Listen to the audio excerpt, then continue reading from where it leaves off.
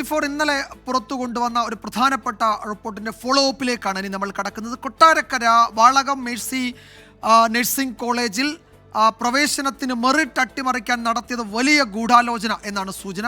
Management admission നടത്തിയത് തെളിഞ്ഞിട്ടും ആരോഗ്യ വകുപ്പ് നടപടിയെടുത്തില്ല. 24 വാർത്ത പുറത്തുവിട്ട ശേഷമാണ് മെറിറ്റ് അട്ടിമറിച്ചു എന്ന വിവരം അറിഞ്ഞതെന്ന് നഴ്സിംഗ് കൗൺസിൽ അംഗം 24നോട് പ്രതികരിച്ചു. 24 ഫോളോ അപ്പ്. സ്വകാര്യ നഴ്സിംഗ് കോളേജായ മേഴ്സി കോളേജിന് 30 BSc സീറ്റ് അനുവദിക്കാൻ സർക്കാർ നടത്തിയത് ദുരൂഹ നീക്കം. നവംബർ 30 നഴ്സിംഗ് അഡ്മിഷൻ അവസാനിക്കാനിരിക്കെ 27 രാത്രിയാണ് നഴ്സിംഗ് കൗൺസിൽ കോളേജിന് സീറ്റ് അനുവദിച്ചത്.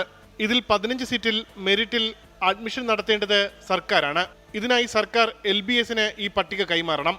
നഴ്സിംഗ് അഡ്മിഷൻ അവസാനിച്ച 30 ശേഷവും പക്ഷേ LBSന് ഒരു അറിയിപ്പും ലഭിച്ചിട്ടില്ല. മാനേജ്മെന്റ് മുഴുവൻ സീറ്റിലും സ്വന്തം നിലയിൽ അഡ്മിഷൻ നടത്തുകയും ചെയ്തു. ഈ വിവരം 24 പുറത്തുവിട്ടിട്ടും ആരോഗ്യവകുപ്പ് മൗനം തുടരുകയാണ്. ഇപ്പോഴാണ് വിഷയത്തെക്കുറിച്ച് അറിഞ്ഞതെന്ന് നഴ്സിംഗ് കൗൺസിൽ അംഗം ഉഷ. ഇപ്പൊ നിങ്ങളുടെ ന്യൂസ് വരുന്നത് വരെ നമുക്ക് ഈ കാര്യത്തെ കുറിച്ച് അറിയില്ല. അത് മേഴ്സിയിൽ ഇങ്ങനെ അഡ്മിഷൻ നടന്നിട്ടുണ്ട് എന്ന് ഇന്നലെ പത്രങ്ങളിലൂടെയും വാർത്തകളിലൂടെയാണ് നമുക്ക് അറിയാൻ കഴിഞ്ഞത്. കൂടുതൽ വിശദീകരണം തരണമെങ്കിൽ നമുക്കിത് പരിശോധിക്കേണ്ടി വരും. അന്വേഷണം ആവശ്യപ്പെട്ട് KSUവും മുസ്ലിം ലീഗും രംഗത്തെത്തി. അതായത് വലിയ ഗൂഢാലോചനയാണ് ഈ വിഷയമായിട്ട് ബന്ധപ്പെട്ട്. ഇത് സർക്കാർ അറിയാതെ ഈ വിഷയം സംഭവിക്കത്തില്ല. നാളുകളിൽ നിയമത്തിൻ്റേതായിട്ടുള്ള നൂലാമാലകളിലേക്ക് ഈ 30 കുട്ടികളുടെ അഡ്മിഷനുമായിട്ട് ബന്ധപ്പെട്ട് പോകുമ്പോൾ അവരുടെ ഭാവി തുലാസിലാകുന്ന ഒരു സാഹചര്യമുണ്ട്. UDF യോഗം ചേർന്ന് അന്വേഷണം ആവശ്യപ്പെടുമെന്ന് MK മുനീർ. പ്രതിപക്ഷം അതിശക്തമായി ഈ വിഷയം ഉയർത്തും.